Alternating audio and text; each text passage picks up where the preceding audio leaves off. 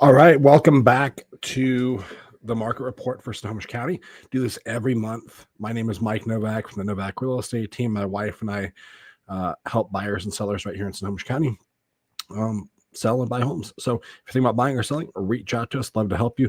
We've helped over 1,500 families right here in Snohomish County successfully make a move. So reach out to us if we can help you. But let's jump into the data, and I'm going to share with you what the insights are and then what it means for you as a buyer or a seller or just someone who's kind of casually following the market. So it's really important that we interpret this data and understand, what does this mean? What is this signaling? What is it telling us is happening? Not what do you feel, but what is the data actually saying? Like, what are facts? That's what matters. Because as we know, with housing markets and mortgages and everything else, there's a lot of feelings that go alongside of that. There's a lot of emotion, but what are the facts? That's my goal, is to bring you guys the facts each and every month. So first of all, new listings are up 9%. Not really surprised here. We've seen this kind of across the board all year long, where more new listings have been coming on the market. It's resulted in an increase in inventory, of course, just because more are coming on, more are sitting there. It's taking longer to sell houses. I'm going to get into that here in just a second. Pending home sales are up about 2%, which is homes going under contract. So a little bit more activity on pending contracts than this same time last year. Closed sales, though, are down 10%. So that kind of tells you, that last month and the month before that, maybe we're a little bit on the slower side. So maybe September was a slower month in real estate. 10% down is a big drop. And we have to remember that real estate runs in a 30-day cycle. Once the home's under contract, it takes about 30 days to close it on average. So if pending sales are up and closed sales are down, that means that we're seeing an increase in activity, but that it was slow a couple months ago. Okay, so that's good to know. Days on market. We are watching this number rise and rise quickly. It's up 25% from the same time last year. Still relatively quick, though, historically speaking. I mean, 35 days to sell a house is not that long.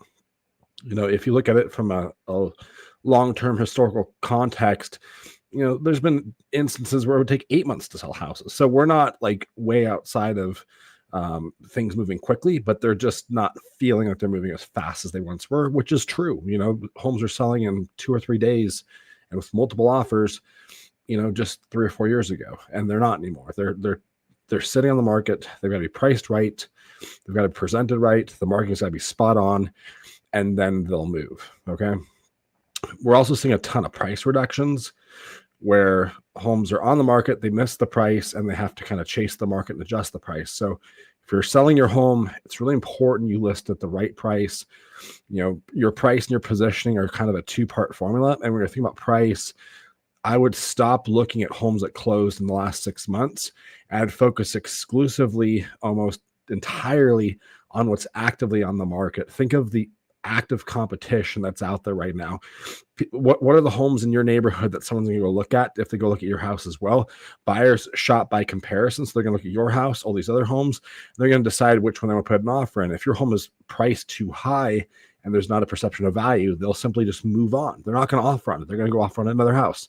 A lot of sellers ask me, like, well, why didn't they just put an offer on what they think it's worth? Well, they don't think you're serious, right? Because you listed it too high. So when you think about listing, really look at your active competition. That's going to tell you where do you need to price it at right now to really stand out and position your home to sell.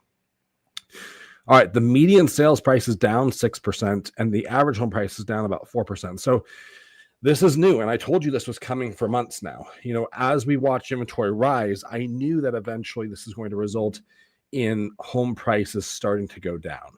And it's taken this long to get here for the year. You can see, we're still at an appreciation amount that's positive for the year, 0.5% on the median, and 2% on the average. So home prices are still up year to date, but they are trending in a downward direction right now. And they're trending in a downward direction because the inventory is up so much. Okay. When inventory goes up, prices flatten and soften. That's exactly what you're experiencing right now. The crystal ball into where the market's going for prices is to look at inventory. If inventory goes up, that means that prices are going to get softer. If inventory goes down, that means that prices are going to go up. Okay, so really, really important to keep that in mind. Percent of list price received, 99%, but this varies widely. Like, we've had some buyers that we've gotten $25,000, $50,000 off.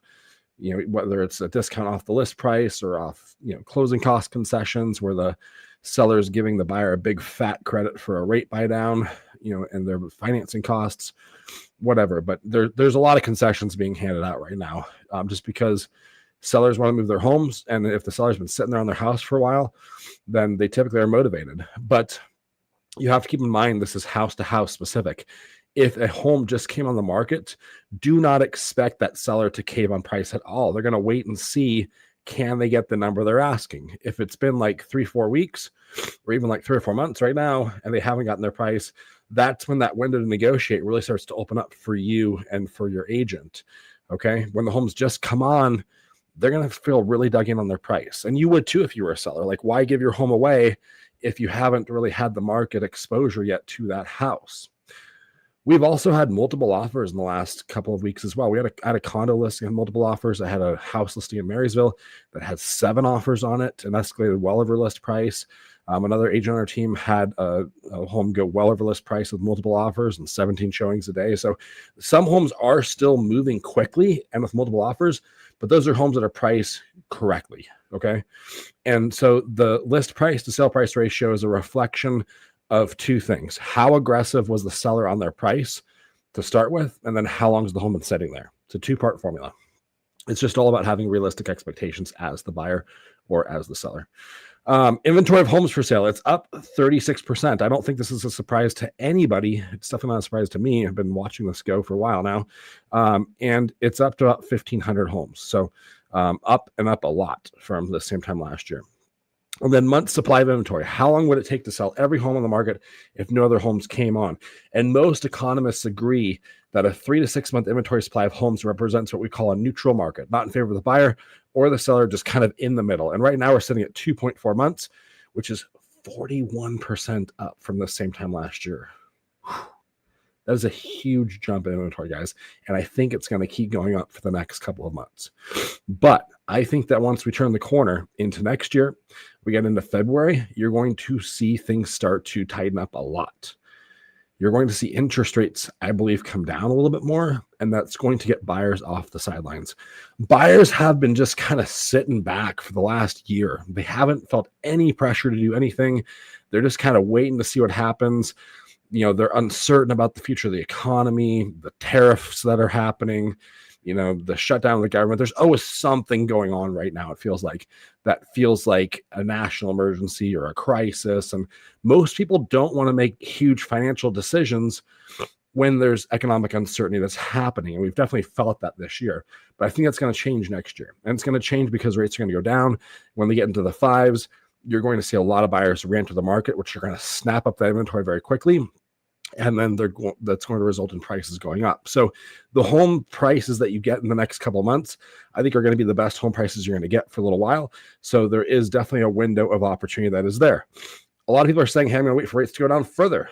And I get that. Rates went up over 8% at some point in the last couple of years.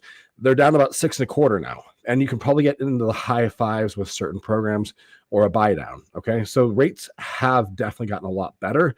If you're waiting for 2 or 3% rates, again, you're waiting for a fantasy. It's not going to happen. It's not going to at least happen for a very, very long time. I'm talking like 10, 15, 20 years. So that's just it's not realistic. It's not going to happen. It's a fantasy. Okay. Just have to tell you who it is. I get waiting for rates to come down a little bit, but by waiting for rates to come down, you're also waiting for prices to go up. When rates go down, prices go up. When rates go up, prices go down. They work in opposition of each other. You have to understand that. Okay. So do not wait for rates to come down to go buy. If you do, you're going to pay a lot more for the house. Instead, what you should do if you're a buyer, go buy a house in the next couple of months, negotiate very hard on the deal, have your agent work their butt off to get you the best price possible, get closing cost credits. That's more important than dollars off the house. And use that to buy your rate down. Okay. You can do a 2-1 buy down. So you get a 2% lower interest rate for the first 2 years or the first year, or you can just do a permanent buy down. Either one's totally fine, but there's ways to get your rate to a very reasonable amount now and buy at today's prices. Okay. And remember, you can always refinance if rates drop tremendously later, but you cannot refinance the price of the home that you pay. If you're a seller right now, like I said, I mean, you need to price your home correctly. Pricing it is very important. The market does not care how much you need to sell your home for. They do not care how much money you've spent on your house. All that matters is what is it worth right here, right now in this market. That's just, it's super raw, but it is reality. Okay. So if you're a seller and you're waiting for a certain number and that number doesn't match the market, it's just not going to happen. You got to realize that. So how do you price your home right? Like I said, look at the active competition, the homes that are in your same neighborhood and same similar price range. Yours needs to be priced more aggressively or offer more value in upgrades, in the size of it. Something needs to be better than these other houses if it's at the same price. Otherwise, it's just not going to sell.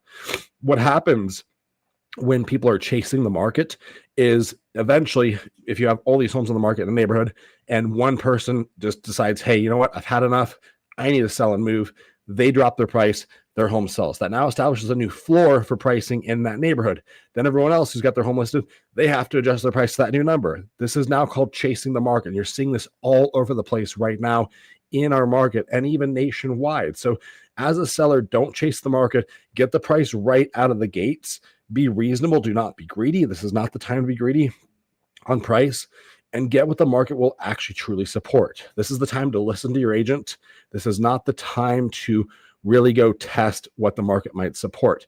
If you don't really need to sell, then don't sell right now, okay? But I know, like, when we're going and meeting with sellers right now, if we don't feel like that seller has to sell and is motivated, we're probably not going to work with that seller because we want to make sure that the homes are going to actually move. There's going to be motivation to sell the house. That motivation needs to be high enough to price the home accurately into the price the market supports.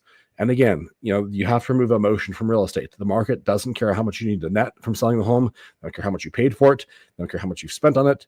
None of that matters. All that matters is what's it worth right here, right now in this market. Okay. So I believe rates will go down again in the next couple of months. Fed is meeting again in, I believe, 3-4 weeks. And again, the Fed lowering the rate is different than mortgage rates, but there are some loose correlations, and the market has probably already priced a rate decrease into the interest rates you see right now. So like I said, rates are about 6.25. You can probably get into the 5s if you get, certain loan programs, work with the right lender, that sort of thing. But go negotiate hard if you're buying right now. Like, go fight for it. Go get seller credits to get your rate even lower. Going to have a way bigger impact on you financially than getting dollars off the house. Just to give you an example, like getting $10,000 off a house saves you like $60, $70 a month.